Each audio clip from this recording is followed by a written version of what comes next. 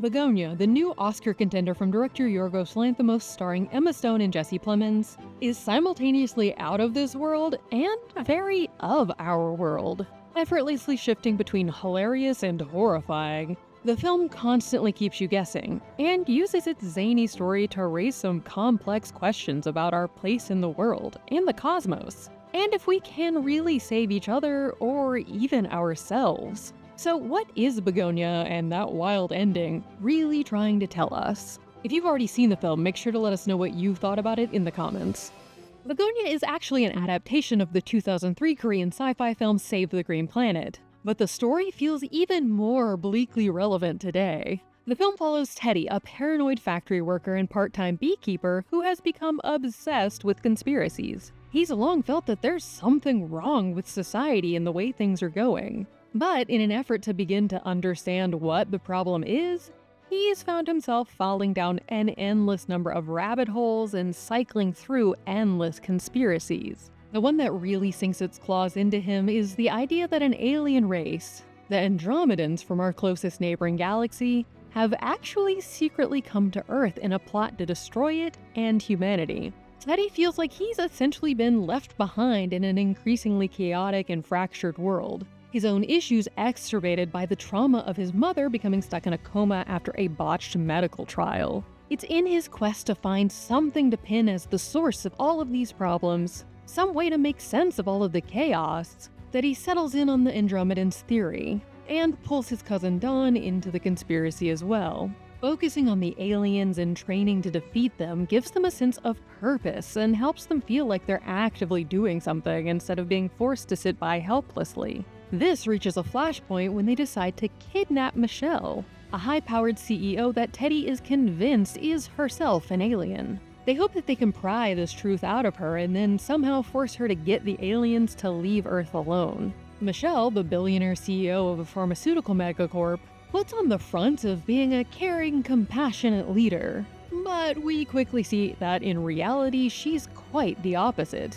Ruthless, disparaging, self-centered. Like so many other leaders in innovation in our current era, she shows how that gloss of "we're going to make the world a better place" is actually just an incredibly thin facade over an intensely harsh and merciless core that is solely focused on self-enrichment by any means necessary. With Michelle and Oxalith in relation to Teddy, the film also explores how these tech titans and their companies have come to feel like they control all of our lives. She's immensely wealthy and powerful herself. Her company seems to have almost turned the town into a company town, forcing Teddy to rely on it, and it's also the company that ran the medical trial that put his mother in the coma.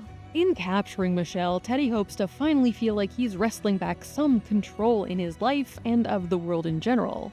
But that does not go to plan because Michelle, who has always been in control in every aspect of her life, does not give in, but instead immediately begins working to exert her authority even in Teddy's dingy basement. And the longer their battle goes on, the more we begin to question what's really going on here.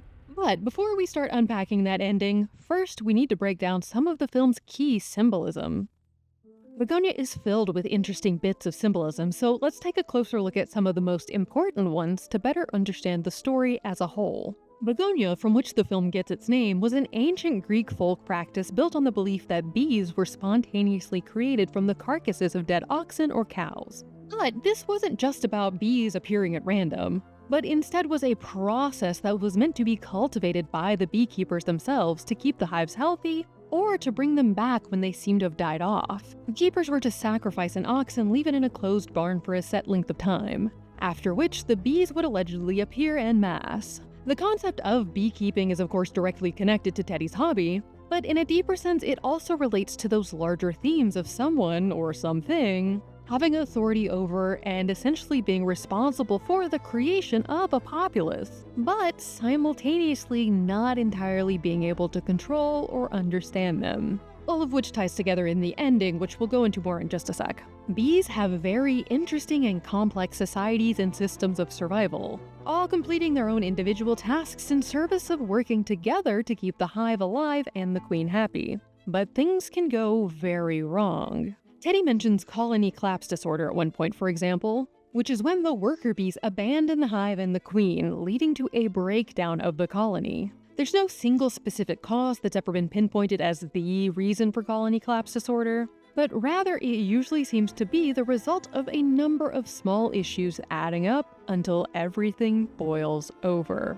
Trying to figure out how to show your loved ones you care without breaking the bank can be an incredibly stressful part of the holiday season. Uncommon Goods takes the stress out of gifting with thousands of unique, high-quality finds you won't see anywhere else. Their items are unique and often even handmade and crafted by real independent artists, which means that you can really find something special that the people in your life will love. But it also means that gifts get scooped up quickly, so don't wait. We love this Ultimate Movie Lovers fill-in poster. It's the perfect way to keep track of all of the great films you've seen and all of the iconic movies you want to make sure you don't miss. It also helps with decision fatigue, because instead of spending forever scrolling streaming sites trying to figure out what to watch, you can just pick any film on the poster at random and know it'll be worthwhile. It's a great gift for every film buff in your life, including you. Uncommon Goods has so many different kinds of items across so many different types. So there really is something for everyone on your list. From movie buffs to book lovers to foodies and beyond. You'll be able to find unique gifts that the people in your life will really love. You're also supporting small businesses and artists when you shop with Uncommon Goods. And you'll be helping out in an even bigger way because Uncommon Goods also give back $1 from every purchase you make to the nonprofit partner of your choice. They've donated over $3 million so far. So don't wait, cross those names off your list before the rush. To get 15% off your next gift, go to uncommongoods.com/thetake. That's uncommongoods.com/thetake for 15% off. Uncommon Goods. We're all out of the ordinary.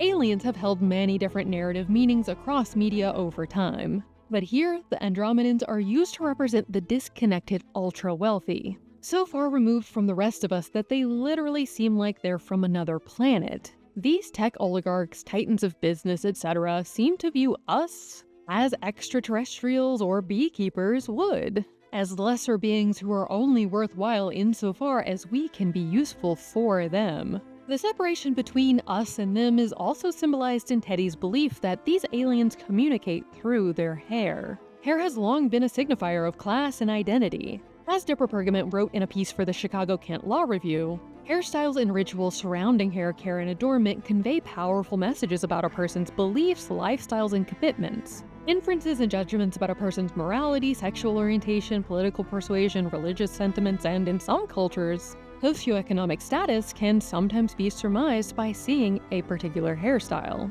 So it makes sense that Teddy feels that Michelle's sleek, shiny locks hold real power. To that same end, the taking of someone's hair has also long been a way of showing dominance over another. Teddy's decision to entirely remove Michelle's hair shows us how he wants to have total control over her and the situation. The physical spaces we see within the film are highly symbolic as well. The wide, open spaces in which Michelle exists suggest her freedom of choice and movement. While on the other hand, Teddy lives in a small house in which it almost appears as if time has stopped since his mother went into the coma. The basement in which we spend much of the film is even more cramped and dingy. Its claustrophobic nature symbolizing how everyone here feels trapped in some capacity. So now, let's finally unpack that wild ending. Bugonia is deliberately off-kilter and a bit confusing in a reflection of our modern times and the way it can feel to try to interact with others. Though the sides seem pretty clearly laid out from the beginning, over time we see new facets emerge that give us a much deeper and more complicated understanding of both Teddy and Michelle. Don finds himself trapped in between these two opposing forces, unsure who is really right or who to even believe. While Teddy might see himself as the down-and-out everyman, it's actually Don who functions as the audience surrogate, as we so often find our lives being altered by these kinds of outsized, intense forces, who are convinced that they're doing the right thing for us without ever actually really taking us into consideration. While the film lays bare the depth of despair that late-stage capitalism has wrought on Teddy, it also makes it clear that his search for answers isn't just about trying to right wrongs. His desire for control has a very sinister edge. And though he says he wants to help humanity, it's made clear that he doesn't have a problem harming others. Not just Michelle, but also we find that he has previously captured and killed other suspected Andromedans. While much of the core of Teddy's ideas about what's happening to the world are right and even at times relatable, the way he goes about trying to find a solution only causes more damage. In the end, it turns out that Teddy was right. Not only do the Andromedans exist, Michelle is one, and not just any Andromedan, but their queen. The Andromedans did create humanity. Like the bees and cows from folklore, we were created from the remains of the dinosaurs. It seems that all of this time, we've been a bit of a disappointment to the Andromedans. And after her encounter with Teddy, Michelle decides that we're not worth the hassle and zaps us all, leaving our carcasses in place so that the cycle can begin again. Some have walked out of Bugonia feeling that this ending is quite bleak. That is meant to imply that humanity isn't really worth trying to salvage. But looked at another way, in tandem with all of the messages threaded throughout the film, there is a different angle. Not that humanity really needs to be erased, but rather a metaphor for how we need to make some very large-scale changes to our world so that we may rid ourselves of so many of the issues that cause us problems and begin focusing on building a new, better world together. In the same way a colony can continue on after the queen bee dies, we can work together to keep our hive intact. While Bugonia's premise is a little out there, it is in many ways one of Lanthimos' most accessible films. This has led to some disappointment from fans who were hoping for something weirder, but seeing Lanthimos' style infused into this closer, ironically more human-feeling story is actually incredibly interesting. Emma Stone, Jesse Plemons, and Aidan Delbus all give stellar performances that are already getting awards buzz, and it's definitely worth seeing for them alone. The film has quite a different vibe from Save the Green Planet, but the darker tone works quite well to situate it in our current moment. We'd love to know what you think about the big reveal and the ending, as well as the film as a whole. And this is the first in our series covering the films vying for the 2026 Oscars. So let us know which award slots you think Bugonia deserves this season, and which other films in the Oscars race you'd like us to cover next. That's the take. Click here to watch the video we think you'll love, or here to check out a whole playlist of awesome content. Don't forget to subscribe and turn on notifications.